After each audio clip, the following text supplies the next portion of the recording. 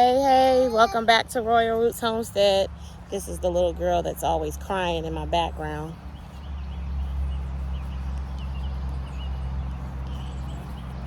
So we just got home from daycare and it rained today. So I wanted to come out here.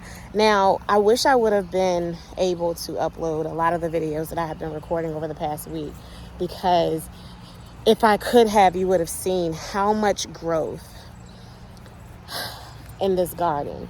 I mean, like major growth in this garden.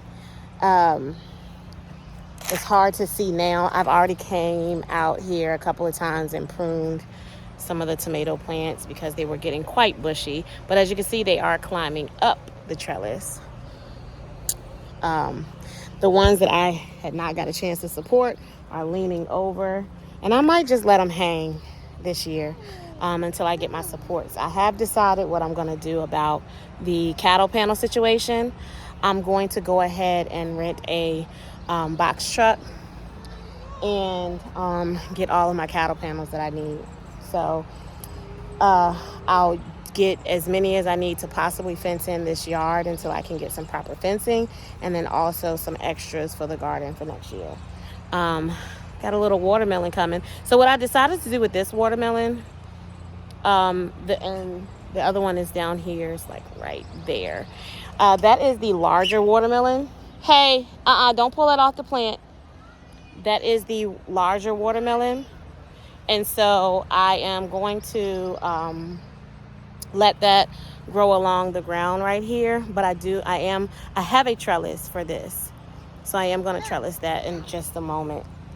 I was trying to wait before I use the two halves that I have, because I figured I might be able to get the 16-foot one and not have to utilize the ones that I had cut in half. I can use those for smaller beds, because over here, so here's my green bean tower. I planted some more green beans in the ones that did not germinate. But these little tomato plants, I mean, they were so little. Like either yesterday or the day before I came out here, and I actually recorded something, and they were extremely little. I'm going to see if I can do a screen grab. No, I can't edit. They were so little. I mean, extremely little. Like yesterday or the day before. And I came out here today, and I'm like, oh God, I don't have the trellises up. And they are huge. But that is my bumper crop for tomatoes. Cucumbers are coming up. I've already started leaning them so that they can climb up this trellis here. So they're getting pretty big.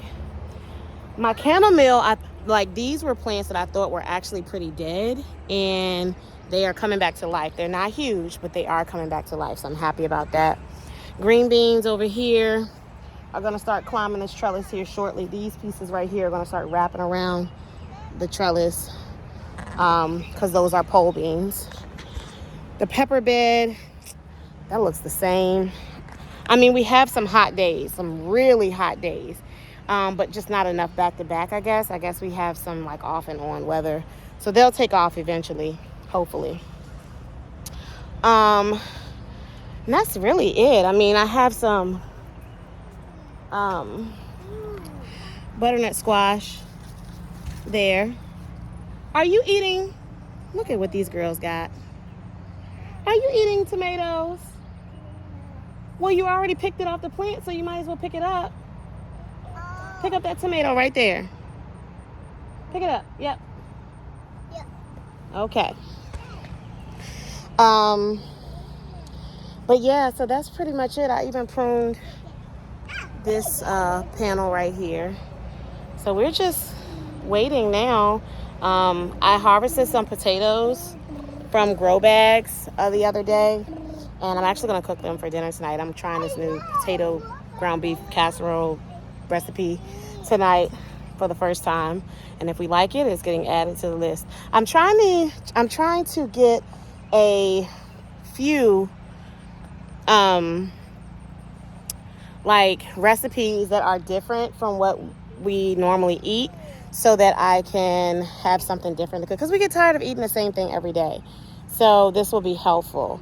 I still don't know what's going on. I don't even know if I was able to show the video. I can't remember what I was able to post and not post, but I am still trying to figure out why I have so many males and no females, when at first I had all females and no males, which is why a lot of my squash did not actually grow, because they didn't get fertilized, they didn't get pollinated, and they just died. And so I only have the 2 that I pollinated myself with the zoop, zoop, zoop.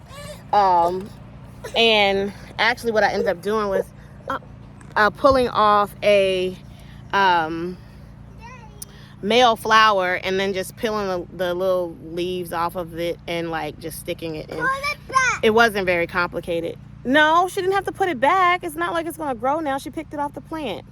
You could pick it up, baby. Go ahead and get it. Stop yelling at them. No, there's nothing over here for you to get. Go look, your sister got something for you. They're not gonna let me finish this. And I can't even remember where I left off. But oh, let me get this, because this looks like it's gonna be sick. I think I was talking about pollinating the squash. So I pollinated it myself. And so that's why we got the 2 there. But other than that, I don't have any more females, but I got a bunch of males. So we might not get much squash. But we don't eat a lot of squash. I do want to start incorporating it in our meals more often. So I'm thinking I might do an actual bed of squash next year.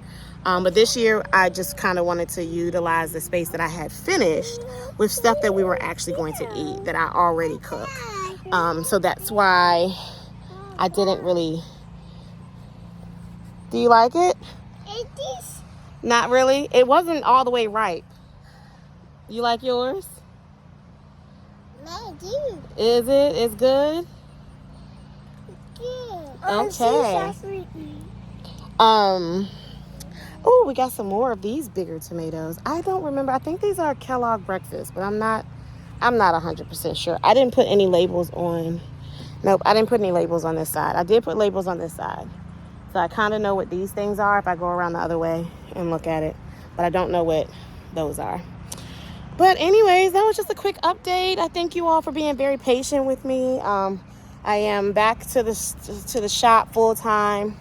I did get the power turned on here, but it's not going to be finished in time, like with the drywall installation, painting floors. I am still trying to figure that situation out. And so it's not going to be finished in time for me to actually not have to renew my lease. So I'm back in the studio, in the shop, full time now. So I don't have a chance to come out here and record often. I barely have enough time to come out here and work in the garden. As you can see, I still haven't finished doing the mulch. But put that down. Put it down before you hurt someone. But hopefully by next summer, it's going to be there. I did start some canning this weekend. I canned some diced tomatoes, some sweet pickled relish, some baked beans, and some vegetable stock, which I do that year round. It was hot. I never canned in the heat of the summer, and I was in the house. I didn't have to work. I didn't have to go to the farmer's market, and I said, I'm going to can, and it was hot. It was like 100 degrees on Sunday, and I had 2 pressure canners going, and I was burning up. I will never do that again. I will wait for rainy days so I can open up the window and get some air coming in before I run multiple. The water bath canner was not bad. That pressure canner, it was hot in the kitchen, okay? I had to take off all my clothes because I was so hot. Why do you keep picking that up? Stop it. So I hope that I can get into a position where I will be able to do some videos on my canning. But it's probably not going to be, because I'm going to be doing small batches throughout the summer, but I'm not going to really be doing like large canning things until the fall, after the summer harvest. And then it'll also be cooler, which will make it easier. And hopefully, by the time that happens, I'll have my kitchen situated to a place where I can just set my camera up and film, because it's hard to hold the camera and do the canning, because it's a little dangerous with like scalding water and hot jars. And thank you. It's mine. It's mine. Thank you. Let go. Thank you. So we're going to go ahead and sign off here. So thank you so much for joining us here at Royal Roots Homestead. Like, share, subscribe. Holler at us. Let us know what you like to see. If it's any questions that you have, I try to answer them in the comments, because, I am not that big yet. So I can actually respond to all of my comments as I see questions. I don't get all the notifications though, so please don't be upset with me if I miss something, because I know I saw like a comment that was from months ago for the first time, like recently, and I was going, why didn't I get it may have just been buried in a notification. So I do apologize. But other than that, let me know what you want to see. If you have any questions, I'm here on this journey and I want to share this journey with you all.